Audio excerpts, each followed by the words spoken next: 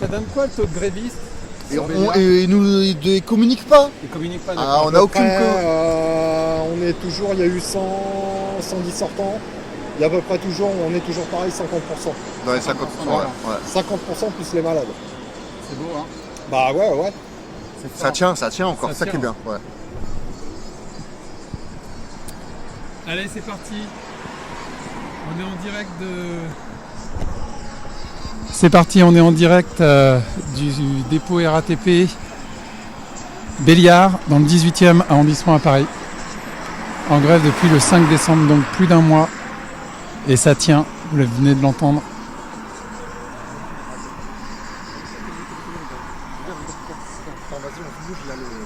Ah non, vous pouvez rester, hein.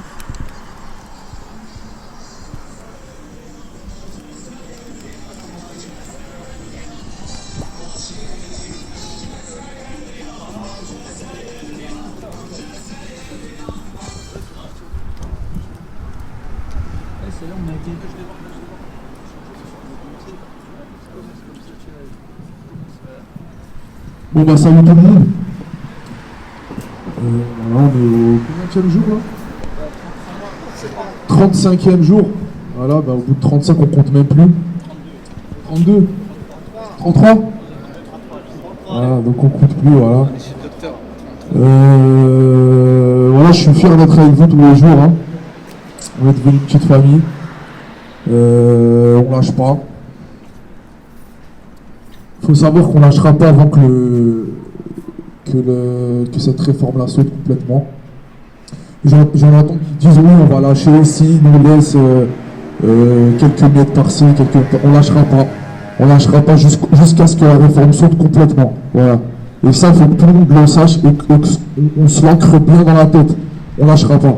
Vous avez tous vu là que le patron de la BlackRock a eu la Légion d'honneur. Ouais. Tout le monde l'a vu. Ça prouve un petit peu ce qui se passe, quoi. Ça prouve un petit peu que cette réforme-là n'est pas anodine. Que derrière tout ça, il y a des fonds de pension privés qui vont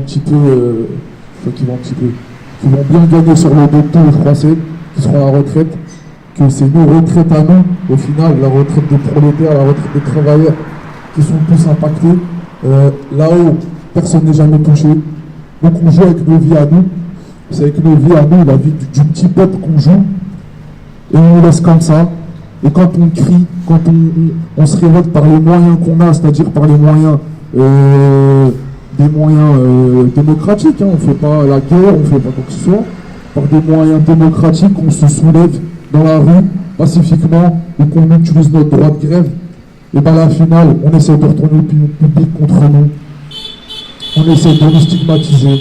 On essaie de voilà. Mais nous, ce qu'on sait, c'est qu'on lâchera rien. Et que c'est que le peuple français, on a marre. On a vu les gilets jaunes, ça fait plus d'1 an que les gilets jaunes crient dans la rue. Le peuple souffre en France. Tout le monde le sait, le peuple souffre. Nous, on lâche pas. On sera là jusqu'au bout. Et voilà, je ne sais même plus quoi dire au bout de 33e jour. Voilà. On lâchera pas et voilà. Fais la phrase vive la République et vive Et vive la France.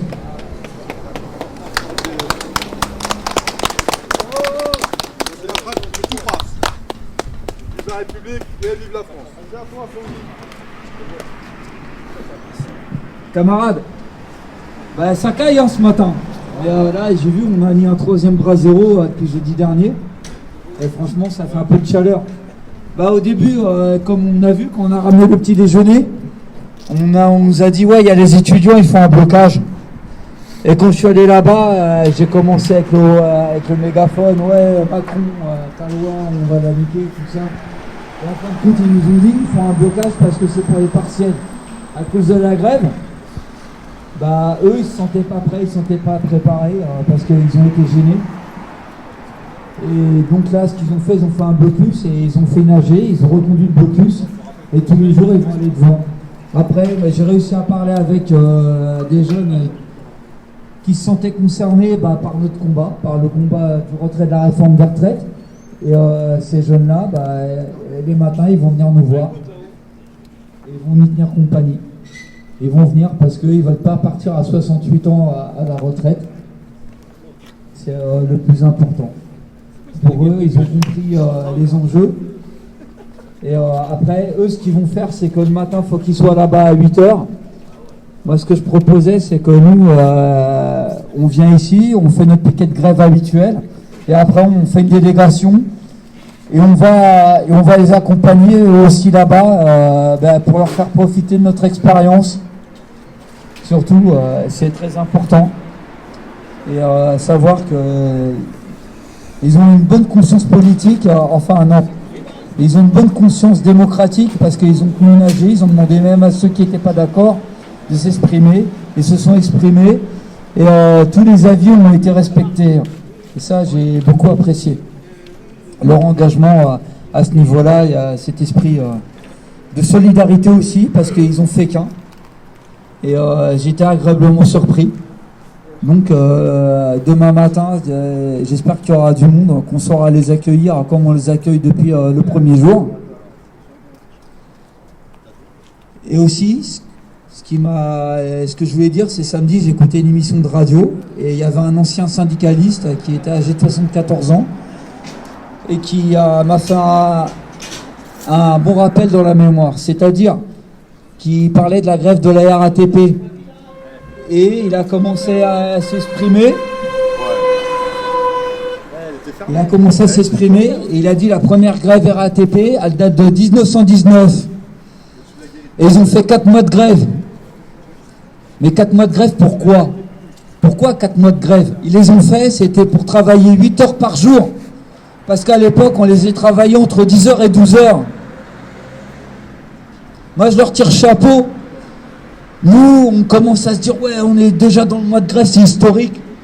Mais par rapport à quoi? Par rapport à 95, par rapport à tout ça. Mais quand je vois qu'il y a encore des anciens, juste après la Première Guerre mondiale, ils font 4 mois de grève pour qu'on travaille 8 heures. Bah, moi, je leur tire chapeau à ces gens-là. Moi, ils méritent le plus grand des respects. Les anciens. Et je pense que c'est à nous d'être à leur hauteur.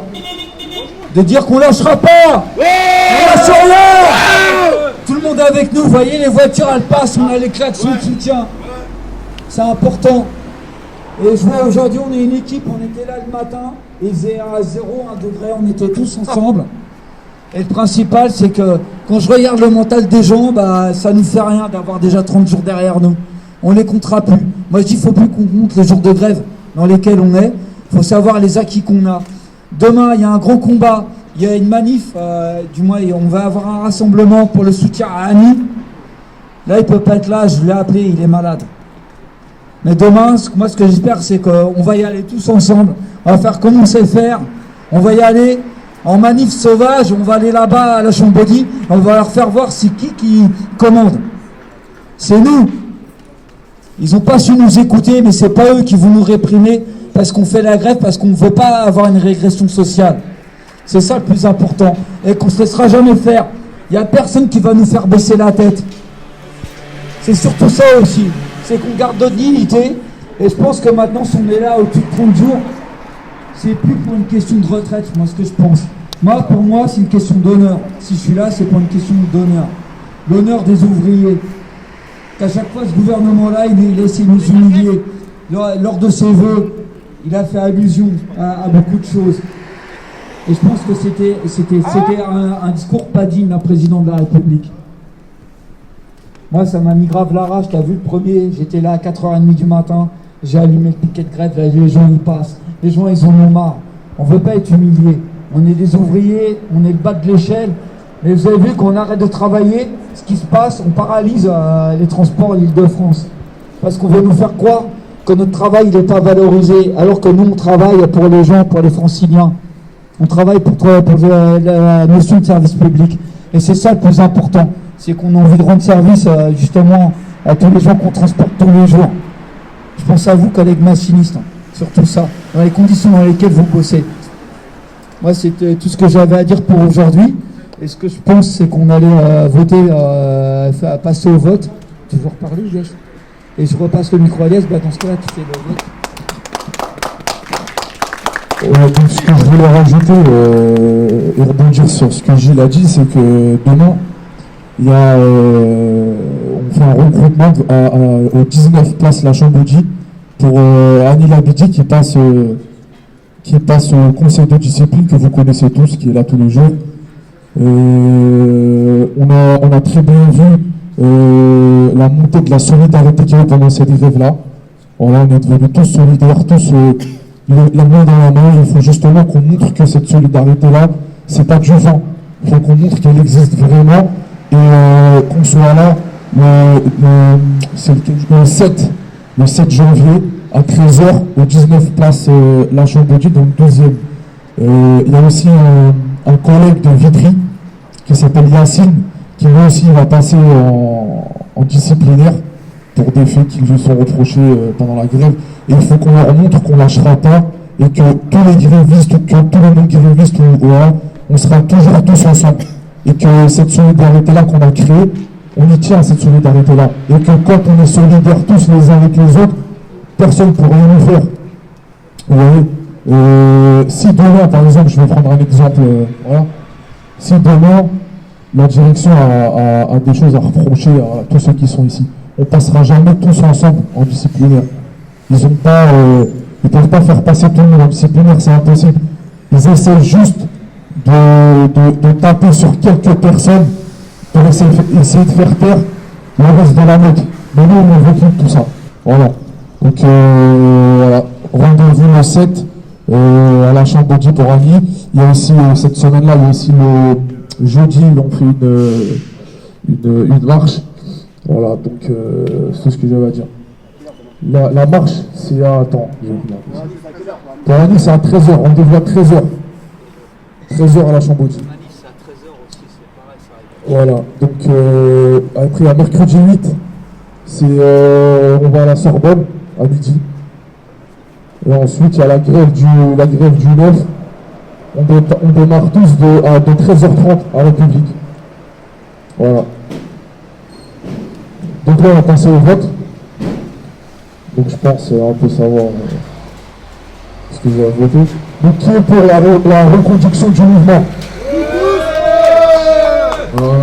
Qui est contre? Bon ben la reconduction est votée à l'unanimité. Il est contre, on est en train de le brûler là.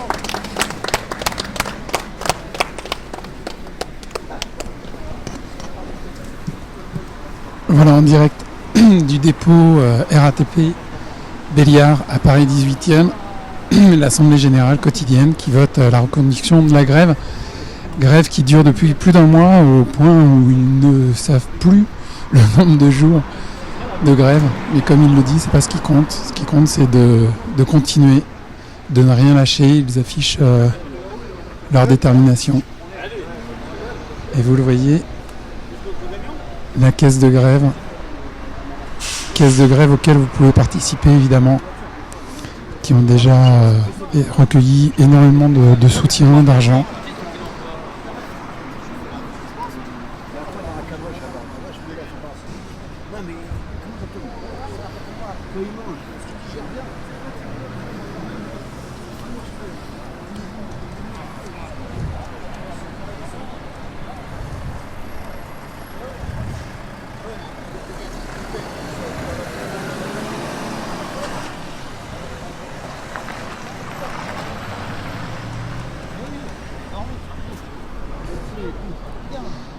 Bonjour.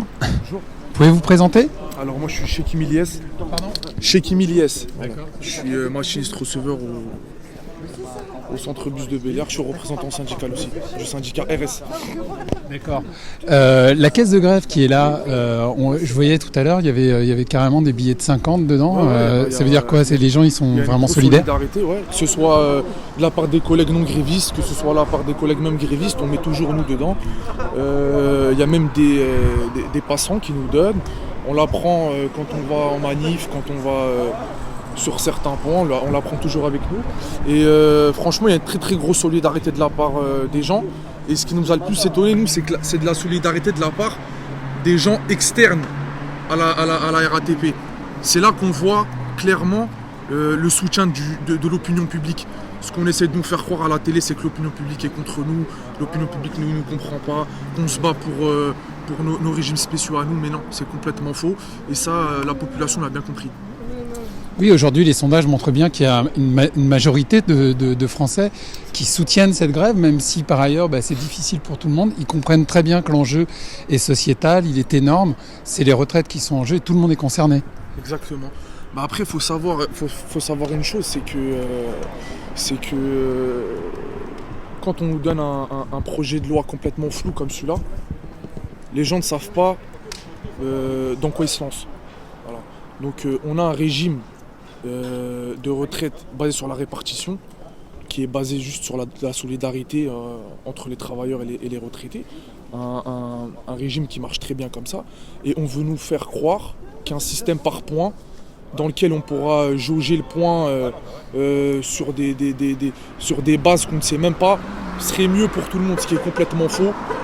On sait très bien que à la fin la finalité de ce projet, c'est de précariser encore plus les retraités, c'est de les faire pousser encore plus sur leur temps de travail, c'est-à-dire les faire travailler le plus longtemps possible.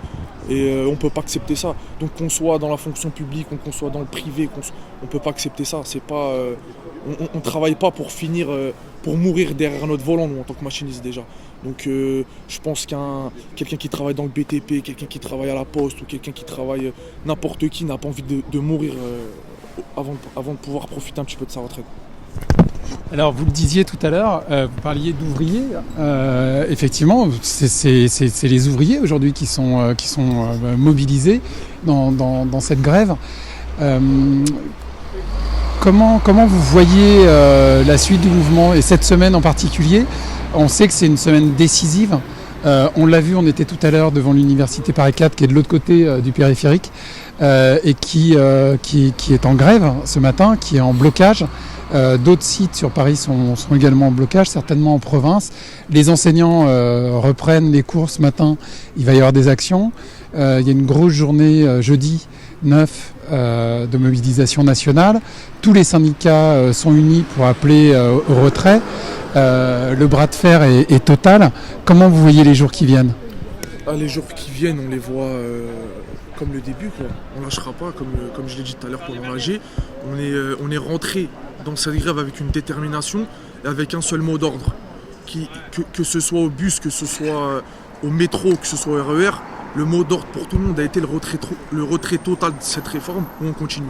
Voilà. Donc nous, ce qu'on fait, c'est qu'on ne lâchera pas. On continuera ce mouvement-là jusqu'à la fin. Et voilà. Alors aujourd'hui, il y a un mot d'ordre, c'est le retrait de la réforme.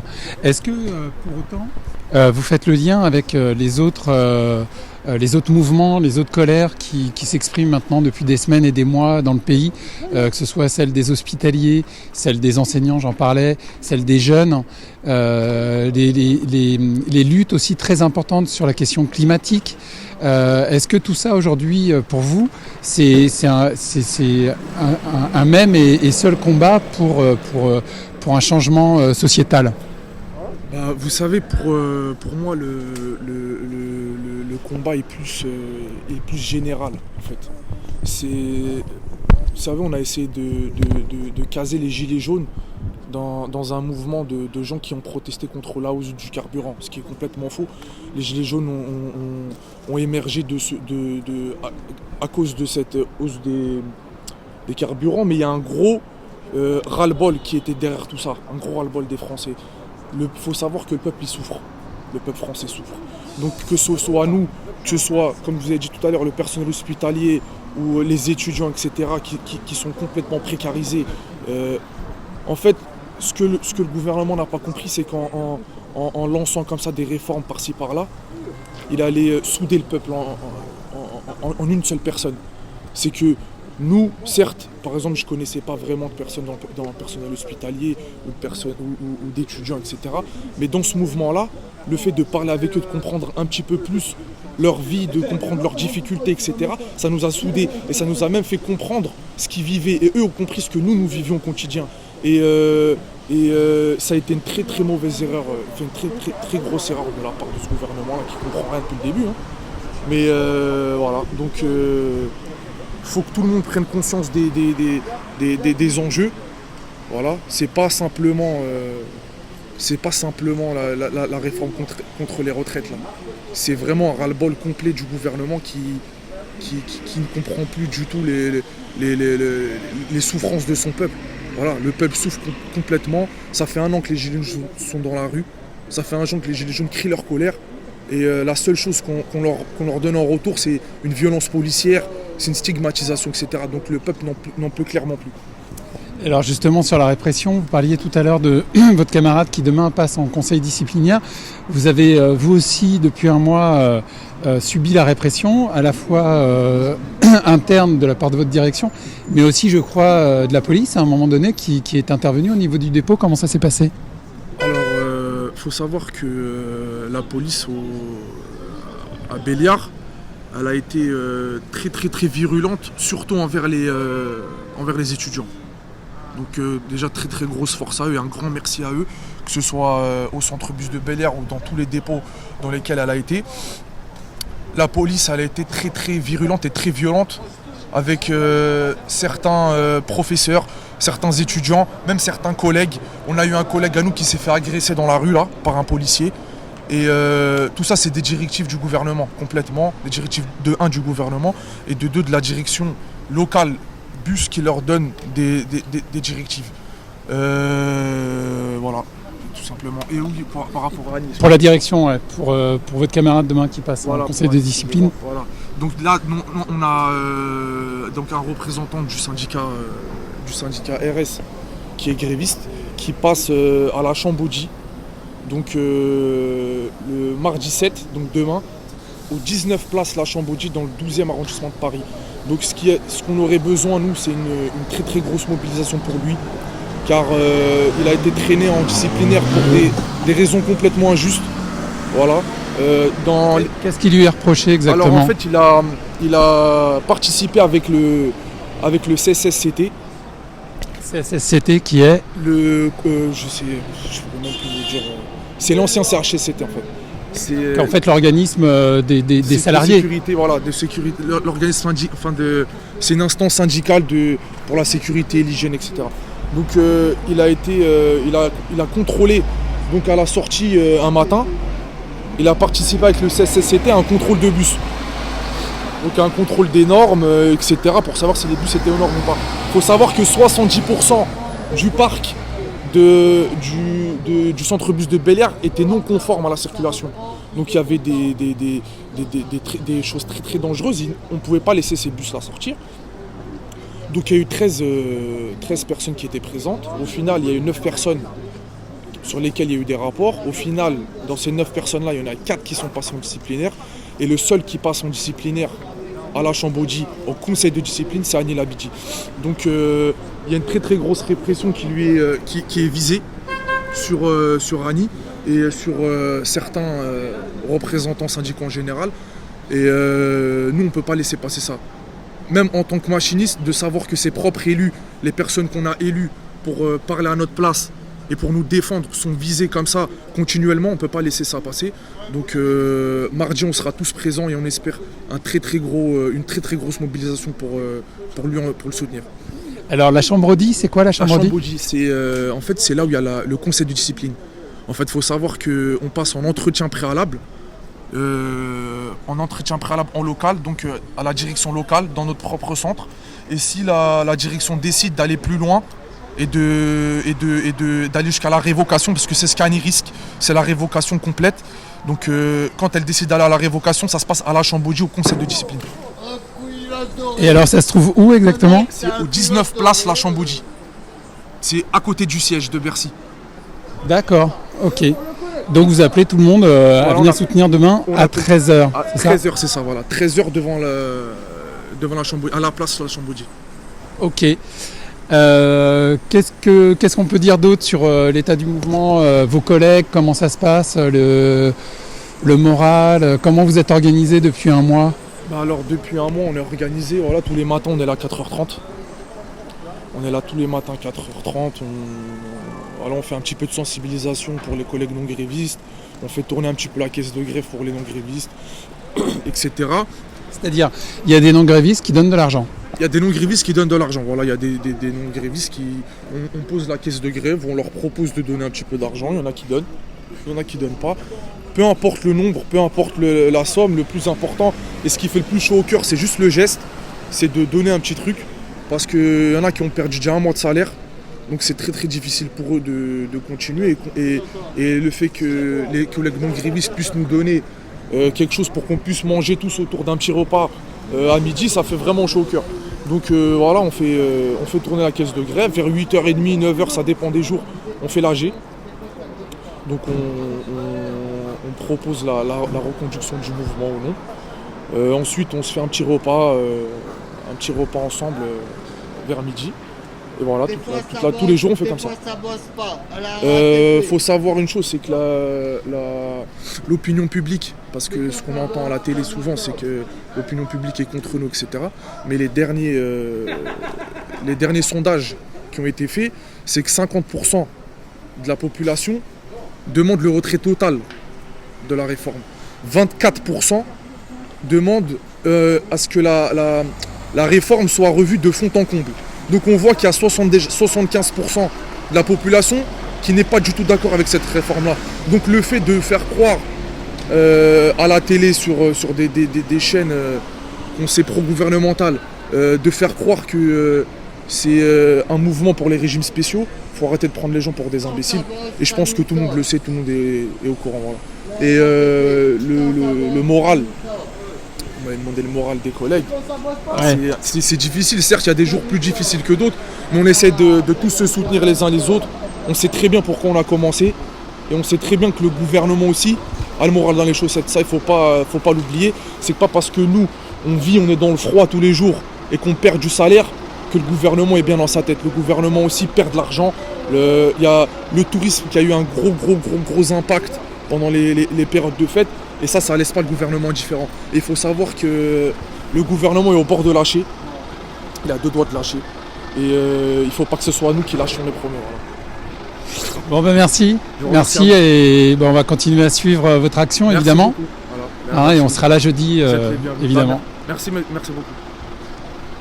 Voilà en direct du dépôt RATP Béliard à Paris 18e, en grève depuis le 5 décembre. Plus de 30 jours de grève et toujours la même détermination. Merci de suivre ce live. N'hésitez pas à le partager, à le commenter, à vous abonner à la page Facebook de l'Humanité et aussi à l'Humanité. Il y a une offre 1 € par mois en ligne sur humanité.fr. Vous pouvez bénéficier de tous les contenus de l'Humanité, que ce soit l'Humanité quotidienne ou l'Humanité dimanche. Tous les contenus de l'UMA pour 1 €. Essayez l'UMA. Un autre regard sur l'actualité sociale, mais aussi culturelle, politique, sportive. Des reportages sur le monde avec des grands reporters qui partent en Palestine, au Kurdistan, mais aussi en Algérie, en Amérique latine, pour rendre compte du mouvement du monde et des luttes des peuples.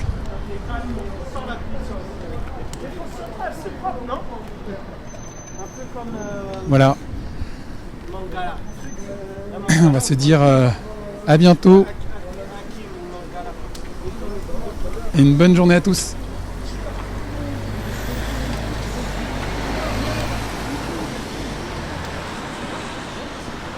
Qu'est-ce qu'il y a